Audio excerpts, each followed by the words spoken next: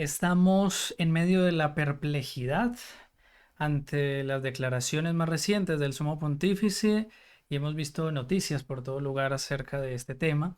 Y por eso hoy queremos aquí, en Bajo el Auxilio del Padre Pío, tratar acerca de un tema que ha generado tanta perplejidad en nosotros como fieles.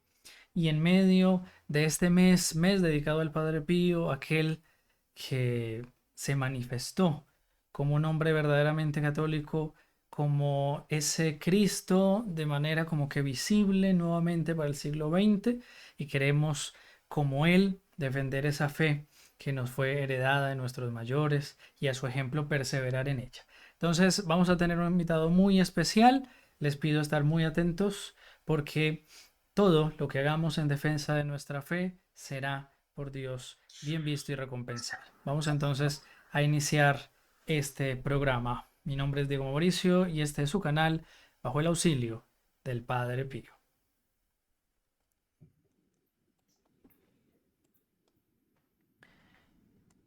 Bueno, tenemos aquí a un invitado que ya teníamos también la oportunidad de conversar en otra oportunidad, que es don Juan Carlos Monedero desde Argentina. Don Juan Carlos, buenas noches, ¿cómo se encuentra usted? ¿Qué tal? Muy buenas noches. Gracias, Mauricio, por la invitación. Estoy muy bien. Y también un saludo para toda la audiencia. Magnífico. Para quien no conozca a don Juan Carlos, él nos acompañó también en una entrevista acerca de la educación, un video que es muy recomendable para ver. Y él es padre de familia, padre de dos hijos, es argentino, licenciado en filosofía de la Universidad del Norte de Santo Tomás de Aquino, escritor, autor ya de 4 libros, ha participado en muchos programas. Hemos visto también muy activo en su canal, que vamos a dejar también en la descripción. Y participando con algunas personas y académicos en conferencias y demás, como es el doctor Antonio Caponeto, licenciada Mónica del Río, el doctor Roberto Castellano, el doctor Rafael Brady Ovid, el doctor Horacio Sánchez de Loria Parodi, la doctora Chinda Brandolino, entre otros. Eso en el plano nacional argentino y en el internacional con el doctor Dante Urbina de Perú, con el doctor Carlos Andrés Gómez Rodas de Colombia, un gran amigo y un gran hombre aquí de nuestra nación. El, el señor Miguel Ángel González de México, la doctora Diana Gamboa también de México, que han realizado trabajos en conjunto. Entonces, es una gran trayectoria y nos place tenerle aquí a don Juan Carlos para hablar de un tema que es complejo porque estamos hablando del Sumo Pontífice y de un tema que es la religión y que bueno, vamos a entrar en esa materia. Juan Carlos nos va a guiar en lo que vamos a tratar, sobre todo para la audiencia del Padre Pío. Nosotros como católicos, apostólicos y romanos estamos unidos al Sumo Pontífice y por tanto en los comentarios, en nuestras apreciaciones, siempre pedimos el respeto a la figura del Santo Padre y que eso siempre sea un modelo de aquellos como nosotros, hijos espirituales del Padre Pío, que a pesar a veces de que no comprendamos muchas cosas, hay que estudiarlas y por eso estamos aquí, pero que siempre estemos con ese respeto de hijos filiales a nuestro Santo Padre. Entonces, con esas palabras, don Juan Carlos, bienvenido nuevamente al canal y estamos en sus manos. Gracias por tu invitación. Mauricio, lo primero es que veamos lo que dijo el Papa Francisco. Cualquier opinión, cualquier doctrina, cualquier enseñanza o comentario tiene que estar fundamentado y tiene que estar basado en lo que dijo, porque sabemos por experiencia que a veces lo que circula sobre una persona es no lo que dijo, sino un parafraseo de otro, o una versión interesada, o una versión sesgada, o incluso una versión deliberadamente mutilada. En el caso del Papa Francisco, la anécdota más reciente, la declaración de él, que suscitó mucho revuelo mediático, tuvo lugar el 13 de septiembre. Pero pocos conocen una declaración anterior, en el marco del mismo viaje apostólico, que se dio el 5 de septiembre, que la vamos a compartir ahora en pantalla y la vamos a ir comentando. Si te fijas bien, este discurso del Papa Francisco en Indonesia tiene lugar el 5 de septiembre, pero además tiene lugar en una mezquita. Y eso ya de por sí es bastante llamativo y realmente merece que hagamos un comentario, porque como vemos, el Papa empieza diciendo, saludo al gran imán, ¿sí? Y le agradezco las palabras que me ha dirigido. Están en la mezquita más grande de Asia, no están en cualquier lado, están en la mezquita más grande de Asia.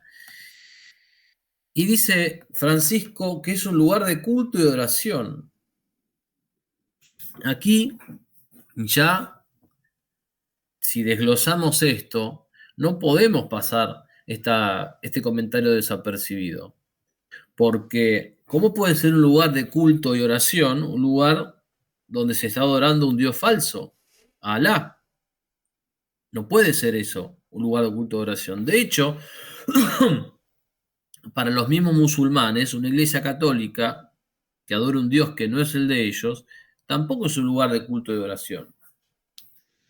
Luego Francisco dice que este lugar de culto y oración es también una casa para la humanidad, con lo cual aquí se vuelve a confundir lo profano con lo sagrado o con lo que supuestamente sería sagrado, que en realidad nosotros no creemos que lo sea.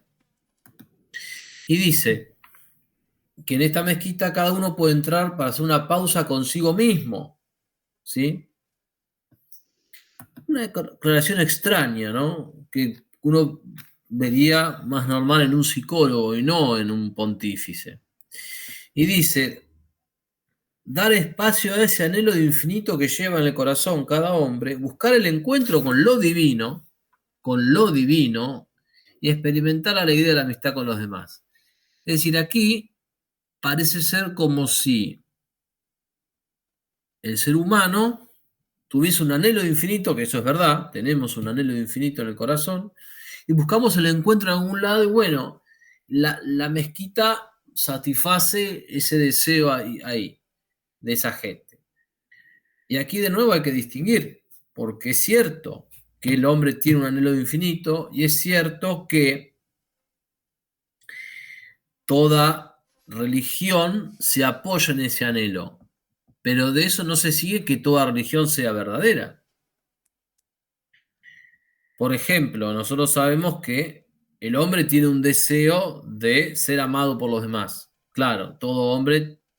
Ahora, es cierto que a veces, en ese afán de ser amado por los demás, la civilización consumista nos ofrece formas vacías o formas engañosas de creer que obtenemos ese amor. Claro, sí, sí. Cuando yo, por ejemplo, compro un auto 0 kilómetros, rojo, furioso, y quizás en mi interior lo hago para ser amado por los demás, porque quizás tengo el deseo o la creencia de que teniendo ese auto me van a querer los demás. Bueno, pero eso no significa, aunque mi deseo de comprar el auto y el acto de comprarlo responda a mi deseo de ser amado, eso no significa que ahí realmente yo me esté realizando como persona.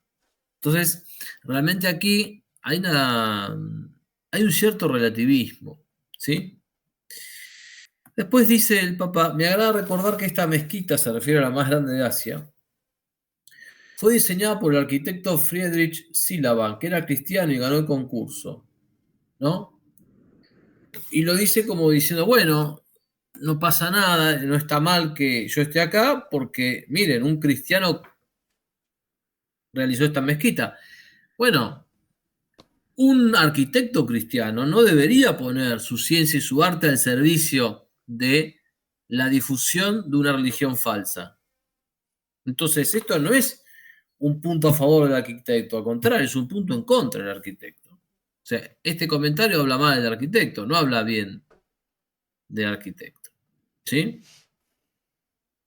Y después dice, esto prueba que en la historia de esta nación y de la cultura que aquí se respira, la mezquita, como también los demás lugares de culto, o sea, de nuevo vuelvo a decir que la mezquita es un lugar de culto, son espacios de diálogo, respeto recíproco, de convivencia armoniosa entre las religiones y diferentes sensibilidades espirituales. ¿Sí? No prueba eso. Lo que prueba simplemente es, si el dato es verdadero, si el dato es verdadero, prueba que este hombre puso su ciencia y su arte, siendo cristiano, al servicio de una religión que no es la de Cristo, que es una herejía. Esto es lo que tenemos que decir. Bien.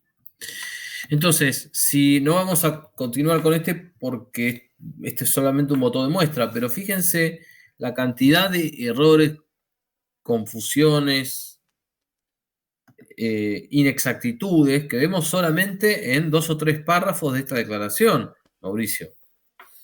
Y es importante, Juan Carlos, porque pasó desapercibida, ¿no? La gente se concentra obviamente en lo más escandaloso, pero todas esas declaraciones van sumando ciertos puntos que alguien podría decir, bueno, hasta ahí podría ser disculpable, ¿no?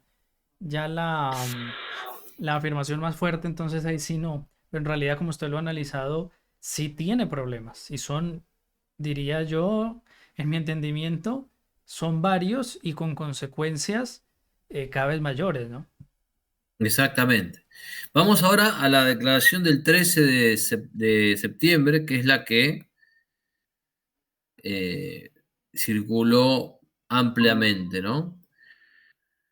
Muy bien. Esta declaración tiene lugar en Singapur, el viernes 13 de septiembre, en un colegio, ¿sí? Catholic Junior College, ¿sí? Estamos en Indonesia, perdón, en Singapur, en el marco de el viaje apostólico del Papa a Indonesia, Papúa Nueva Guinea, Timor Oriental y la propia Singapur, ¿sí? Es un viaje que dura unos 10 días. Bueno, miren cómo empieza el Papa. Te pido, Mauricio, si puedes leer este párrafo que te estoy marcando, ¿sí?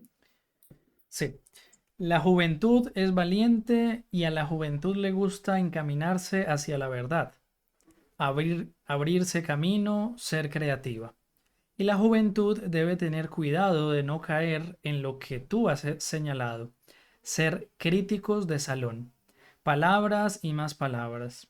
Sí, un joven debe ser crítico.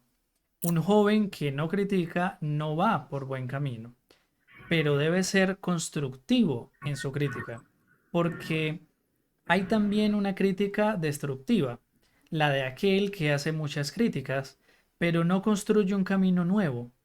Les pregunto a todos los jóvenes, a cada uno, ¿eres crítico? ¿Tienes el valor de criticar y también el valor de dejar que los demás te critiquen? Porque si tú criticas, el otro también te critica. Este es el diálogo sincero entre jóvenes. Muchas gracias. Realmente tenemos ganas de revertir estas palabras al propio Papa Francisco. Si hay una persona, si hay una autoridad en la iglesia que no tolera la crítica y el disenso, es el propio Papa Francisco. Recientemente, hace poco, excomulgó a Viganó, a Monseñor Viganó. O lo declaró, sí, lo declaró creo que cismático. Sí, es comunión. Y la pena del cisma es la excomunión. Entonces, es muy fácil hablar de que los demás se dejen criticar y uno no hacer eso mismo. El Papa Francisco ha sido implacable en la idea de penalizar a los críticos. Entonces, realmente, esto para mí no tiene ningún valor, porque él mismo no es el primero en incumplir este consejo que le da a los demás, pero que él no se aplica para nada. Y tenemos infinidad de pruebas. Pero después también, si analizamos la declaración en sí misma, la declaración es bastante vaga y genérica. No vemos ningún tipo de lenguaje preciso. La juventud valiente, bueno, depende. A la juventud le gusta encaminarse a la verdad, depende. Abrirse camino, ser creativa. ¿Y qué es ser creativo? Después dice, un joven debe ser constructivo, pero ojo que hay una crítica destructiva. Y la crítica destructiva no es esto. O sea, la crítica destructiva no es, o sea, no es la crítica, perdón, la crítica constructiva no es la que él dice. O sea, la crítica constructiva es la crítica que te hace a mejor a ti, y yo te puedo hacer una crítica constructiva sin darte un camino nuevo. O sea, acá él lo que hace es manejar conceptos eh, con mucha liviandad, ¿sí? Y por otro lado, falta algo clave, que es que la crítica se basa en algo no crítico. Es decir, yo para criticar tengo que hacerlo parado desde ciertos fundamentos. Y esos fundamentos a su vez no pueden ser criticables. Porque si no, soy la serpiente que se muerde la cola, ¿no? A sí misma. Entonces no es la crítica porque sí. Es la crítica fundamentada en algo, ¿no? Después, fíjate esto, te lo voy a marcar si por favor lo puedes leer, ¿no? Es verdad que los jóvenes se equivocan muchas veces, muchas. Y sería bueno que cada uno de nosotros, cada uno de ustedes, jóvenes, pensara, ¿cuántas veces me he equivocado? Me he equivocado porque empecé a caminar y cometí errores en el camino. Y esto es normal. Lo importante es darse cuenta de que uno se ha equivocado. Les hago una pregunta, a ver quién de ustedes me la contesta. ¿Qué es peor? ¿Cometer un error porque he tomado un camino o no cometerlo porque me quedo encerrado en casa? Todos. Y lo segundo. Gracias. Entonces, acá recordemos el contexto, está el Papa hablando en un colegio, y la verdad es que también el ejemplo está muy mal armado. Si uno como docente le dice, ¿qué es mejor, una cosa o la otra? ¿O qué es peor? Y la verdad depende, porque depende del grado del error del que estamos hablando. Es decir, evidentemente, cometer un error pequeño es una cosa y no cometer un error grande es otra. Entonces, digamos, ¿qué es peor? Va a depender según el contexto, la circunstancia, pero aquí están estas falsas disyuntivas donde él dice, bueno, ¿qué es peor? ¿Una cosa o la otra? Pero tampoco es que tenemos que estar condenados a cometer un error, porque si tenemos la verdad y si creemos en la verdad y enseñamos la verdad, podemos no cometer error al seguir esa verdad. Por eso después dice un joven que no se arriesga, que tiene miedo de equivocarse, es un viejo, ¿entienden? Y yo veo algo de demagogia ahí. Porque también un joven que no se arriesga, bueno, pero arriesgarse ¿cuánto? ¿En qué circunstancias? Si no parece que los está empujando a la temeridad. Como cuando dijo hagan lío. ¿Sí? Tampoco es la idea de que los empujemos a la temeridad a los jóvenes. ¿Sí? Y después otra cosa, si el joven de por sí, los jóvenes, me voy a incluir, y te voy a incluir a ti, tenemos por ahí ese impulso. Entonces, un impulso que uno ya tiene por naturaleza, ¿hay que estimularlo más o hay que intentar ordenarlo para que dé los mejores frutos posibles? Me parece que lo segundo. Y por otro lado, también cree que el riesgo es una cuestión de la edad. El riesgo también tiene que ver con el temperamento. Hay temperamentos que por sí se tienden a mayor riesgo y otros que no. Entonces, hay realmente como una falta de desconocimiento muy grande, ¿sí? Entonces, fíjate cómo sigue. Te pido también que lo leas. Ustedes han hablado de los medios de comunicación. Hoy hay muchas facilidades, muchas posibilidades de utilizar los medios de comunicación. El teléfono móvil, la televisión. Les pregunto, ¿es bueno utilizar los medios de comunicación o no es bueno? Pensemos, un joven que no usa los medios, ¿cómo es ese joven? Cerrado. Y un joven que vive totalmente esclavizado a los medios, ¿cómo es? Es un joven desordenado. Todos los jóvenes deben utilizar los medios de comunicación, pero utilizar los medios de comunicación para que los ayuden a ir adelante, no para que los esclavicen. Ahí, digamos, ¿se entienden? ¿Están de acuerdo o en desacuerdo? No, pero Mauricio, el Papa mismo dijo, ¿understood? Él lo dice.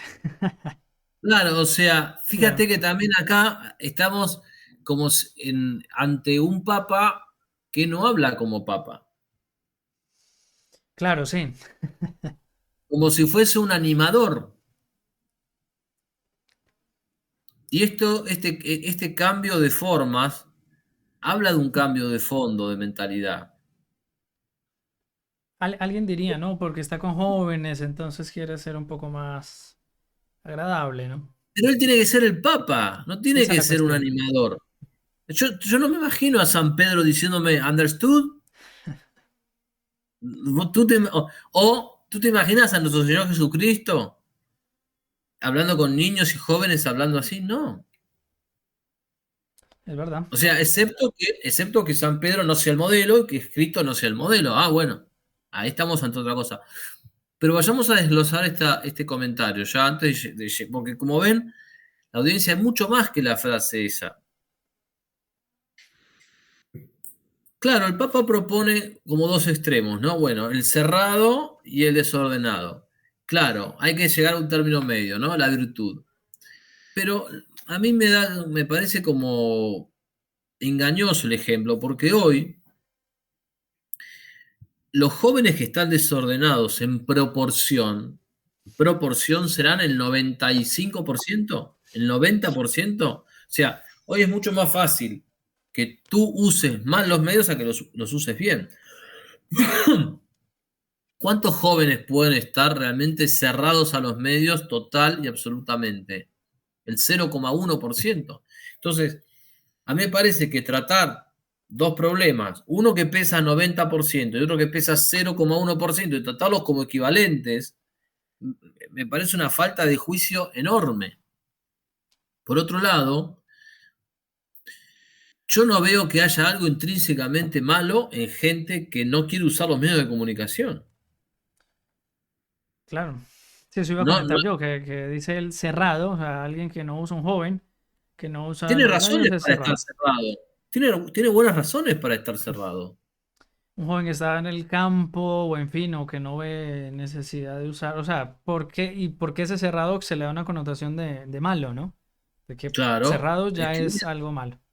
ahí hay una guerra semántica, porque ahí y además es puesto como en casi en una especie de igualdad, pero como si fuese el justo medio virtuoso, el joven equilibrado, y hay dos extremos, ¿no? Como si fuese la temeridad y la cobardía, ¿no? El típico esquema de las virtudes, ¿sí? Pero no es así. Bien, vayamos ahora sí a la frase que nos ocupa.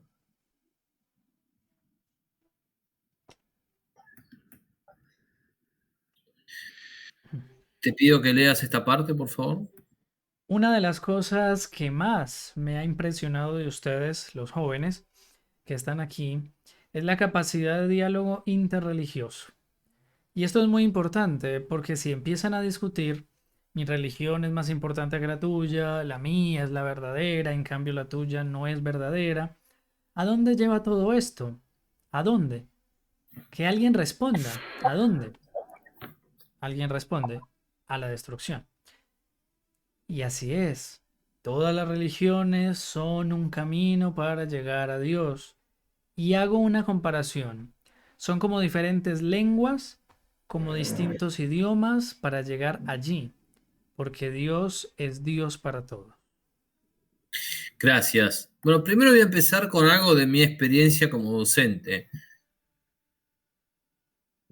En mi experiencia como docente, el joven es muchísimo más radical que los adultos escépticos y liberales y relativistas. O sea, el joven no cree en el diálogo interreligioso. en general al joven no le importa el debate religioso. El joven dice, mi religión es la verdadera. Incluso si está en el error, no cree en eso. Entonces a mí me llama mucho la atención. Me parece como que acá está forzando realmente las cosas. Porque en la mayoría de los casos la pasión del joven lo lleva a pelear y a discutir. No lo lleva a un encuentro interreligioso, para nada. Después, fíjate lo que dice. Primero,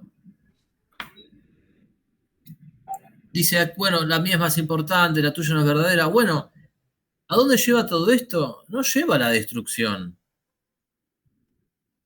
Esto es, o sea, preguntarse o que dos personas vean dos religiones contradictorias, donde una afirma blanco y otra afirma negro, es propio del principio de no contradicción, es propio del que ve la identidad de las cosas, es propio del que ve una cosa y dice, bueno, si yo estoy sentado y es verdadero que estoy sentado, es falso que yo no esté sentado. O sea, usa la lógica, usa la cabeza.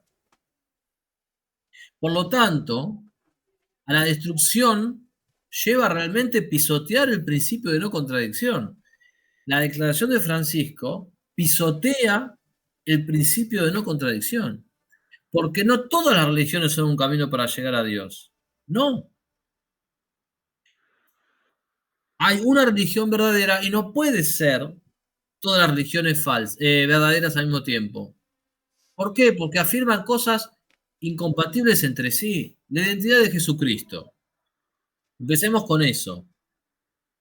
Jesús existió. Eso lo afirma el Islam, el judaísmo y el catolicismo. Pero Jesús es Dios. Eso no lo afirma el Islam y no lo afirma el judaísmo.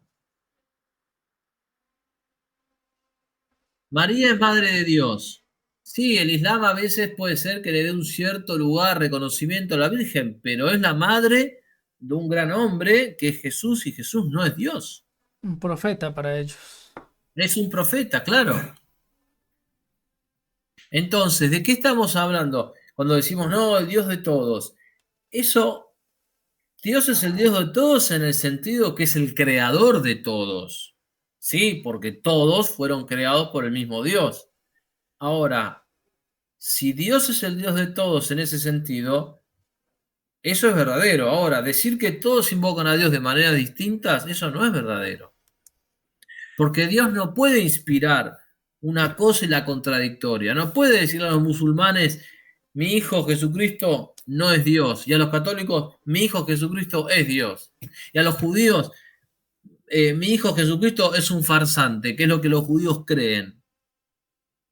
No puede Dios inspirarle la divinidad de Cristo a unos, la mera humanidad de Cristo a otros y el carácter de farsante a su hijo. No puede ser.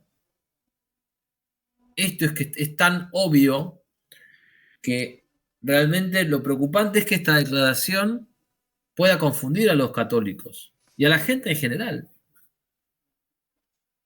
No es diferentes lenguas para decir lo mismo, porque diferentes lenguas para decir lo mismo supone que yo tengo un lenguaje, un código lingüístico, pero me refiero a la misma cosa. Acá no me refiero a la misma cosa. Trinidad. Los musulmanes no creen en la Trinidad, los judíos no creen en la Trinidad, nosotros sí creemos en la Trinidad. Entonces, decir que las religiones llevan al mismo Dios, o todas llevan a Dios, bueno, pero no puede llevar al mismo Dios, porque ellos no creen en la Trinidad, no invocan la Trinidad.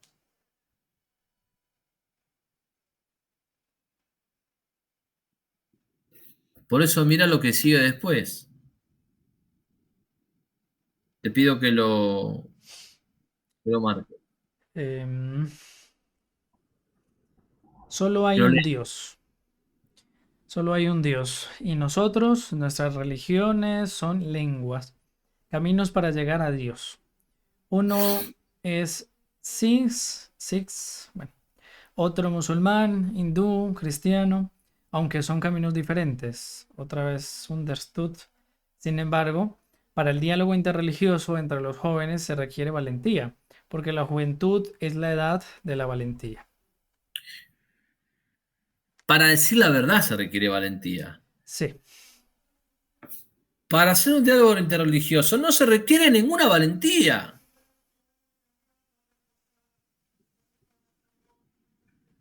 Fíjense cómo nos está confundiendo, pero no solo en la frase esta, sino en todas las demás.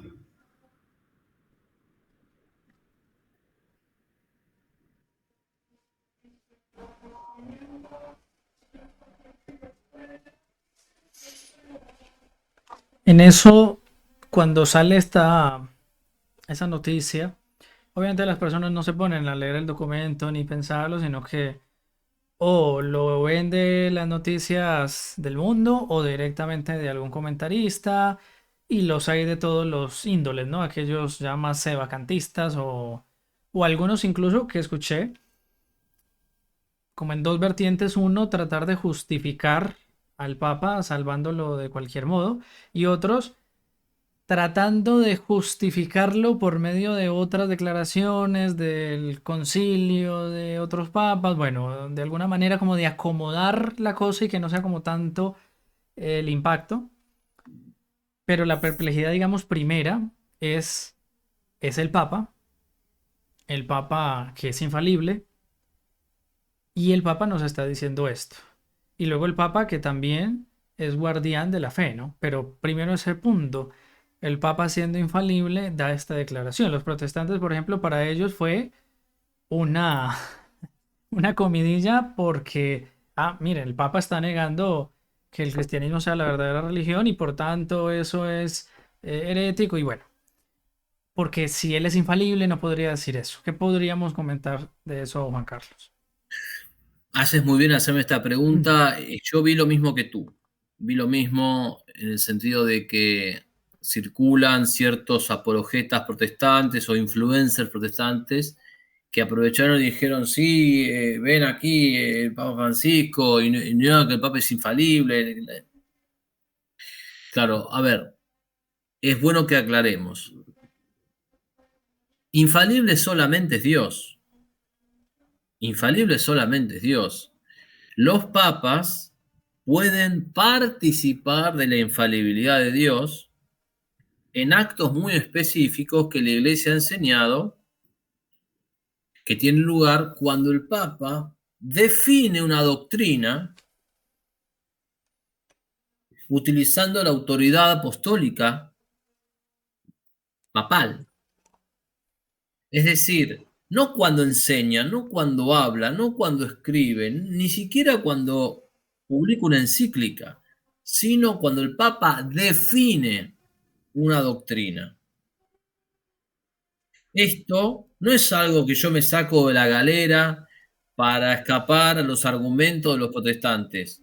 Pero esto está definido por la Iglesia en un documento de finales del siglo XIX, cuando ni tú ni yo habíamos nacido, el famoso documento del Vaticano I titulado Pastor Aeternus.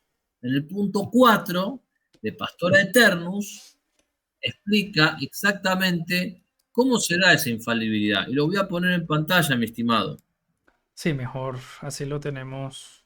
Porque en la mentalidad popular el Papa es infalible porque todo lo que diga viene del Espíritu Santo o como me tocó en alguna oportunidad contrastar con una señora sobre la comunión en la mano y al final la señora simplemente dijo, eh, yo le dije, él es el vicario de Cristo, no es Cristo. Y la señora al final dice, el Papa es Cristo. Disparate. Ya estamos, ya es otra, esa no es la fe católica. No, no, pero aparte la misma Biblia, tú vas a la Biblia y ves en Hechos de los Apóstoles que Pedro, no antes de la crucifixión, sino después de la crucifixión, Pedro ya perdonado por Cristo, cuando Cristo me ama, Pedro me ama así, yo te amo, Pedro me ama así, Pedro me amas 3 veces, pero Pedro, por debilidad, cede ante los judíos y San Pablo dice, lo reprendí cara a cara. esto está dicho en Gálatas, no me lo estoy inventando. Entonces, ¿cómo va a ser Cristo si Cristo es perfecto y Pedro cometió un pecado de debilidad? Dicho en las Escrituras. Por eso, no, esa pobre señora realmente estaba muy confundida. Te pido que leas lo que te estoy marcando ahí en el capítulo, en la pantalla, por favor. Capítulo cuarto, sobre el magisterio infalible del romano pontífice. Aquel primado apostólico que el romano pontífice posee sobre toda la Iglesia como sucesor de Pedro, príncipe de los apóstoles, incluye también la suprema potestad de magisterio. Esta santa, esta santa sede siempre lo ha mantenido. La práctica constante de la Iglesia lo demuestra y los concilios ecuménicos, particularmente aquellos en los que Oriente y Occidente se reunieron en la unión de la fe y la caridad, lo han declarado. Bien, aquí empieza con un poco de contexto histórico, ¿no? Estamos en Pastor Aeternus, punto 4. Vamos un poco más abajo.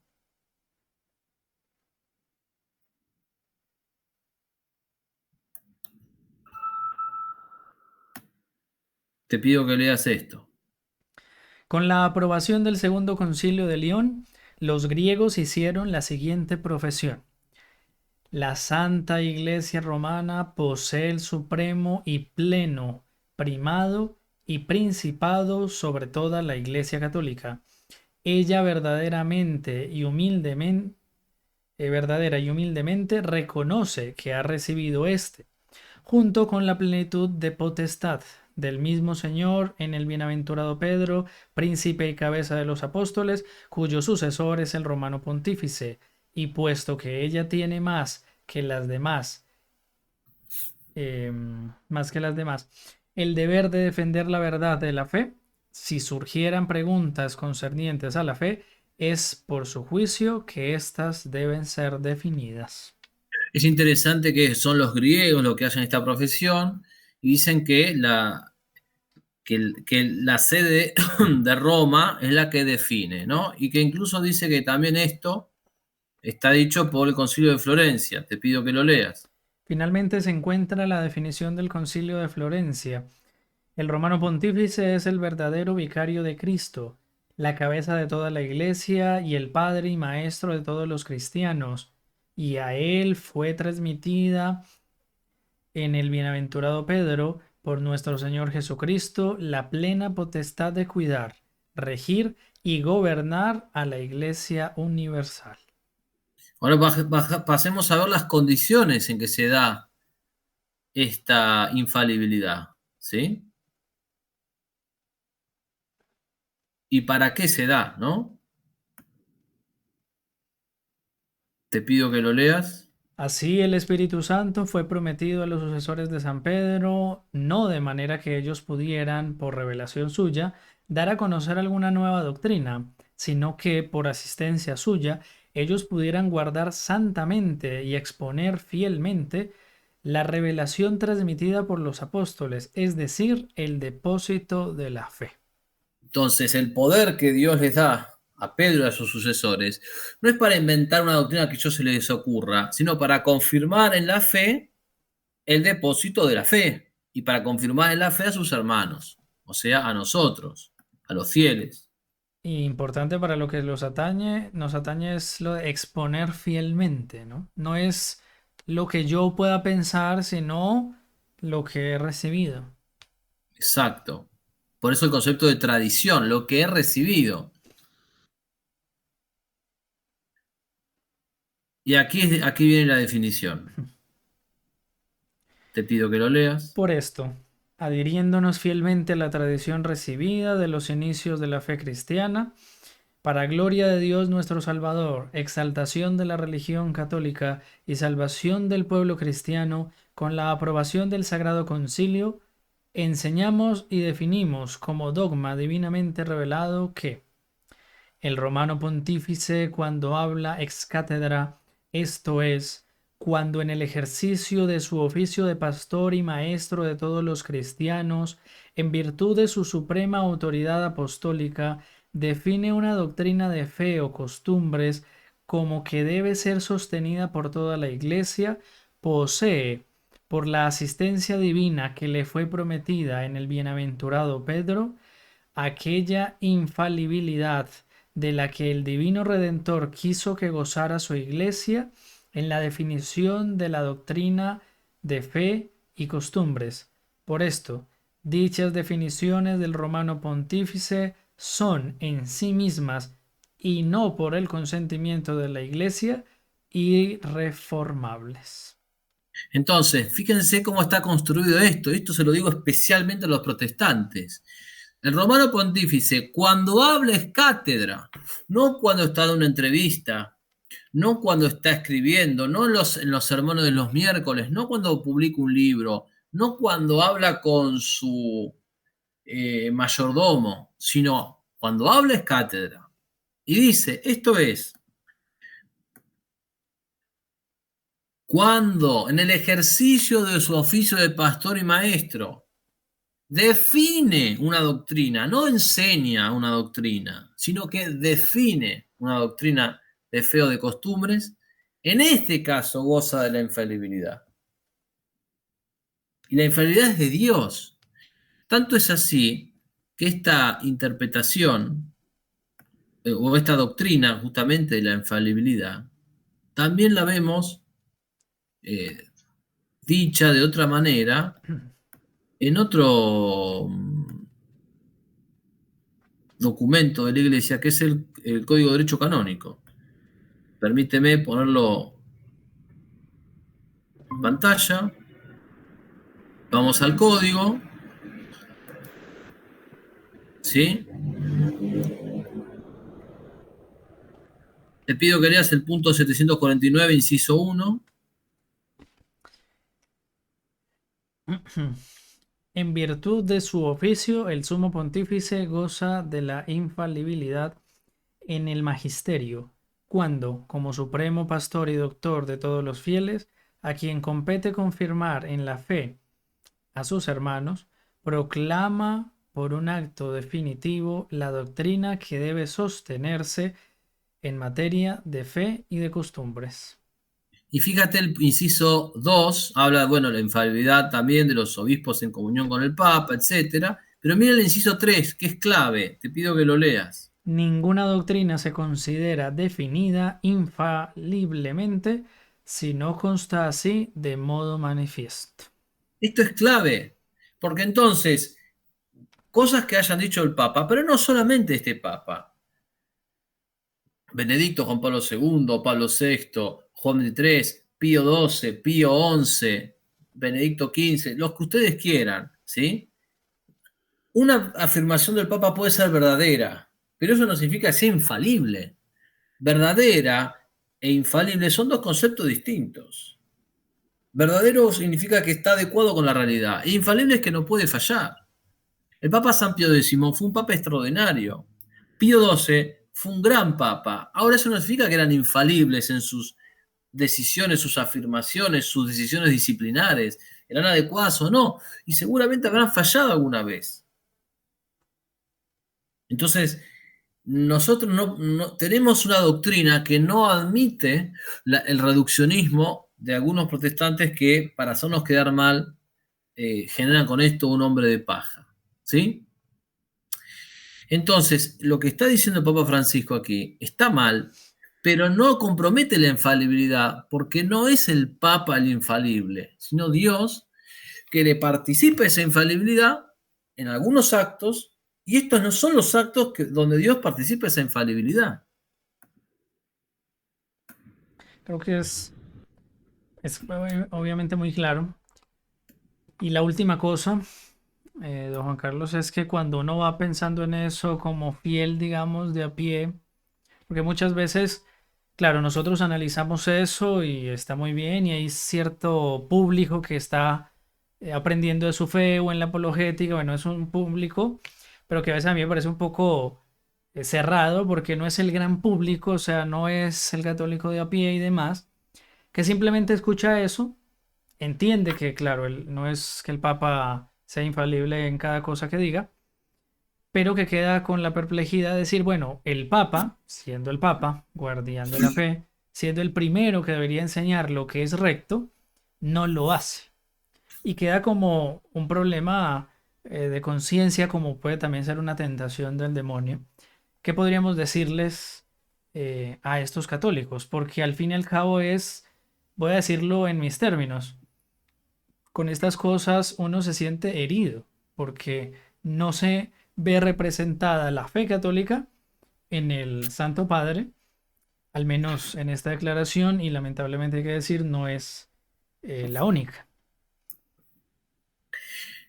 Es cierto que esta declaración nos hiere la iglesia, lastima el cuerpo místico de Cristo, confunde, induce el error, es engañosa. Todo eso es cierto. Ahora, ¿qué hacer? ¿No? Primero hay que tomar conciencia de que no es la primera vez en la historia de la iglesia que ha habido papas o autoridades eclesiásticas que han incurrido en el error, que han generado el error, que han promovido el error o la confusión. Error y confusión son cosas distintas, pero ha habido las dos a lo largo de la iglesia. Recuerdo, por ejemplo, el caso del Papa Juan XXII, un papa que tenía errores doctrinarios graves y que fue resistido por la iglesia, por varios cardenales, teólogos, hasta que él mismo se rectificó. Pero fue resistido por la iglesia. Después tenemos el caso del Papa Honorio. Honorio fue excomulgado post-mortem y fue considerado hereje durante siglos. Hay un excelente artículo de Monseñor Athanasius Schneider donde explica exactamente esto, cómo Honorio fue, cuando ya muerto, fue considerado hereje. Incluso es nombrado en oraciones posteriores y se habla de ciertos herejes, se dice, e incluimos a Honorio. ¿Sí? Y después hay un montón de ejemplos de papas que en el orden temporal han cometido errores o han abusado de su poder o han cometido gravísimos pecados. El Dante Alighieri coloca a varios eclesiásticos en el infierno y en la famosa obra que está en los techos del Vaticano, ¿sí? Del juicio final, decían que Miguel Ángel o Da Vinci, ahora estoy confundido, pero que uno de ellos dos había puesto rostros y decía que había papas en el infierno. De hecho, el papa también se confiesa como todos, ¿no? Entonces, el problema está no en que qué tenemos que hacer, no sabemos qué hacer, sino no conocemos la historia de la iglesia, no conocemos la doctrina de la iglesia. Si tenemos un deber moral de defender la verdad y luchar contra el error y la confusión, sea quien la diga, el hecho de que un papa esparce error y confusión no extingue ese deber moral. Por eso, ante apoyos que el Papa Francisco ha hecho de la ideología comunista a lo largo de todo su pontificado, o de posturas semicomunistas o progresistas, o de políticos como Biden, etcétera, hay gente que sin ser católica reacciona contra eso y está bien, porque los papas en el orden temporal pueden apoyar ideologías anticristianas, sí pueden, o pueden cometer errores políticos, sí pueden. ¿Y los patriotas afectados por esos errores políticos pueden reaccionar? Por supuesto que pueden reaccionar. Te pongo un ejemplo de Argentina. Durante la guerra de Malvinas, se sabe se sabe que Juan Pablo II apoyó a los ingleses y no a los argentinos. Y hubo argentinos que dijeron, señores, yo soy católico, pero el respeto al Santo Padre, pero el Santo Padre en esto está actuando contra el interés de mi país. Y yo no voy a hacerme el tonto. Yo voy a defender a mi país porque en esto mi país está en la justicia y Inglaterra me usurpó las islas Y aunque el Papa me diga una cosa, el Papa no tiene un poder sobre nosotros que pueda hacer que lo que es verdadero sea falso y lo que sea falso sea verdadero. Que lo justo sea injusto y lo injusto sea justo. Y le dijeron, señor, Santo Padre, no. Y eran católicos. Y no perdieron su catolicidad por eso. Entonces, tengamos cuidado con una especie de papocentrismo ridículo que solo sirve para que seamos la burla de protestantes que nos ridiculizan en las redes. Y por eso yo quiero terminar con dos cosas, si me permites. Adelante. ¿Sí? Mira, se ha dicho mucho del Vaticano II. Sabemos que algunos documentos son equívocos o ambiguos. Pero mira lo que dice este documento. Vamos al punto 14 del Lumen Gentium. Te pido que lo leas. El Sagrado Concilio fija su atención en primer lugar en los fieles católicos y enseña, fundado en la Sagrada Escritura y en la tradición, que esta iglesia peregrinante es necesaria para la salvación. El único mediador y camino de salvación es Cristo, quien se hace presente a todos nosotros en su cuerpo, que es la iglesia. El mismo, al inculcar con palabras explícitas la necesidad de la fe y el bautismo, San Marcos 16:16, San Juan 3:5, confirmó al mismo tiempo la necesidad de la iglesia, en la que los hombres entran por el bautismo como por una puerta, por lo cual no podrían salvarse aquellos hombres que, conociendo que la Iglesia Católica fue instituida por Dios a través de Jesucristo como necesaria, sin embargo, se negasen a entrar o a perseverar en ella.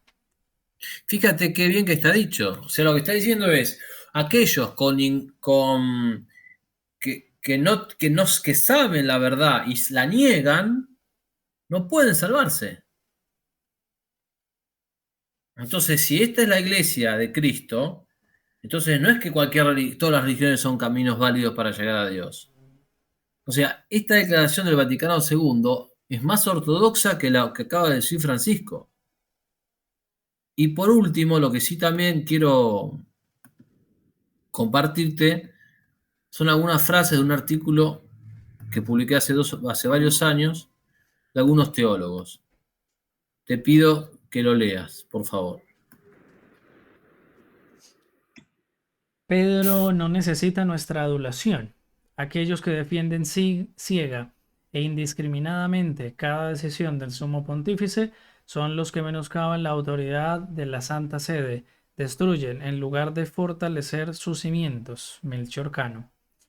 Si el Papa, con sus órdenes y sus actos, destruye a la Iglesia, se le puede resistir e impedir la ejecución de sus mandatos.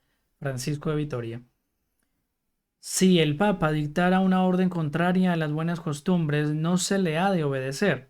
Si, si tentara hacer algo manifiestamente opuesto a la justicia y al bien común, será lícito resistirle. Si atacara por la fuerza podrá ser repelido. Francisco Suárez. Usted debe resistir de frente a un papa que abiertamente desgarra la Iglesia, por ejemplo, al rehusar conferir beneficios eclesiásticos, excepto por dinero o intercambio de servicios, caso de simonía, que aún cometido por el Papa debe ser denunciado. Tomás Cardenal Cayetano. Y vamos con Santo Tomás. En la Suma Teológica se plantea y mira lo que dice. Habiendo peligro próximo para la fe, los prelados deben ser arguidos, inclusive públicamente, por los súbditos. Así, San Pablo, que era súbdito de San Pedro, le arguyó públicamente. Mira, vamos con Silvester Prieras, teólogo dominicano, el que respondió a las tesis de Lutero. En respuesta a la pregunta, ¿qué debe hacerse en casos en que el Papa destruya la Iglesia con sus malas acciones? Ciertamente pecaría. Tampoco se le debería permitir actuar de tal forma, ni debería ser obedecido en lo que fuera malo, pero debiera ser resistido con cortés represión. Él no tiene el poder para destruir, por lo tanto, si hay evidencia de que lo está haciendo, es lícito resistirlo.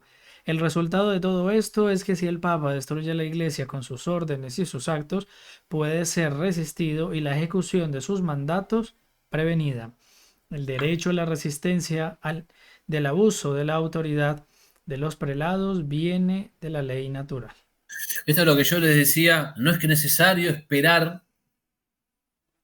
Está bien, la iglesia, hay teólogos que especifican, pero ya la ley natural te habilita. Entonces yo les pregunto a los protestantes, ¿dónde hay una papolatría nuestra? No lo hay.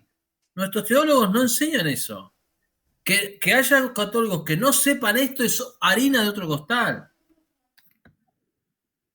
Vamos a San Roberto del Armino, la última. Así como es legal resistir al Papa si asaltara la persona de un hombre, es lícito resistirlo si asalta las almas o perturba al Estado o se esfuerza por destruir la Iglesia. San Roberto del Armino. Con esto, mi estimado, concluyo la presentación. Magnífico, Juan Carlos. Es, es necesario esclarecer, sobre todo para los católicos que ven estas cosas con perplejidad y que incluso puede ser una tentación a la fe, y creo que lo hemos respondido desde el respeto, desde esa resistencia, que es donde está verdaderamente la, el buen actuar de los católicos. Y en este mes del Padre Pío, el Padre Pío siempre resistió todas las inclemencias y los abusos, incluso de su obispo y de muchos otros cardenales y demás. Resistió firme en la fe, acatando lo que Dios quería de él. Y bueno, pasó por allí y fueron años, incluso en un momento fueron más de 10 años en que no pudo hacer la misa públicamente. Y es difícil. Entonces uno a veces ve como que, bueno, pasa el tiempo y es demasiado, pero estas cosas al fin y al cabo pasarán porque, como dice Nuestra Señora en Fátima, por fin mi inmaculado corazón triunfará. La esperanza está en Dios, el ejemplo lo tenemos en los santos, especialmente aquí en el Padre Pío. Y esto, estas palabras y todo esto que nos ayuda, que hay que, como usted decía, estudiar y profundizar en nuestra fe, que nos hace falta, porque uno quejarse es muy fácil, pero ir a estudiar, ir a conocer su fe es más complejo, pero nos ayuda, nos fortalece y nos guía en este camino. Don Juan Carlos, muchas gracias. No sé No, gracias a si ti. Permíteme decir dos cosas más. Primero, que tengo muy presente esa frase de Fátima porque mi hija nació el 13 de mayo, ¿sí? magnífico. Así que realmente lo tomamos en familia como un recordatorio de la Virgen para no desesperar en los momentos difíciles. Y segundo, que invito a los que están escuchándonos a difundir estos contenidos y también a tener prudencia y caridad en el arte de la secuenciación del contenido. O sea, traten de secuenciar el contenido, que es mucho lo que hemos dado hoy, buscando que la gente acepte esto y no que lo rechace. No empiecen por el final. Muestren por qué, muestren qué dijo, muestren por qué está mal. Y si hay dudas sobre la infalibilidad, le explican. O sea, usen esa secuencia, porque esa secuencia es la que permite que la gente caritativamente, el que no entienda, entiende. ¿Sí? Y los invito a todos a tener esa pedagogía por amor a los demás. Es verdad, a veces no es a punta de palo que se aprende, sino con la caridad. Don Juan Carlos, muy agradecido. Voy a dejar la página, que es muy buena, y el canal de YouTube, además de el proyecto que lleva adelante Juan Carlos de la Catena Áurea, para quien quiera realmente formarse. Aquí es una cosa realmente en serio, ¿no? Aprender y aprender de los mejores.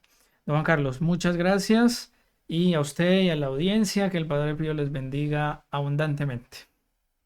Un gran abrazo para ti, un saludo a la audiencia y hasta muy pronto. Gracias, Mauricio.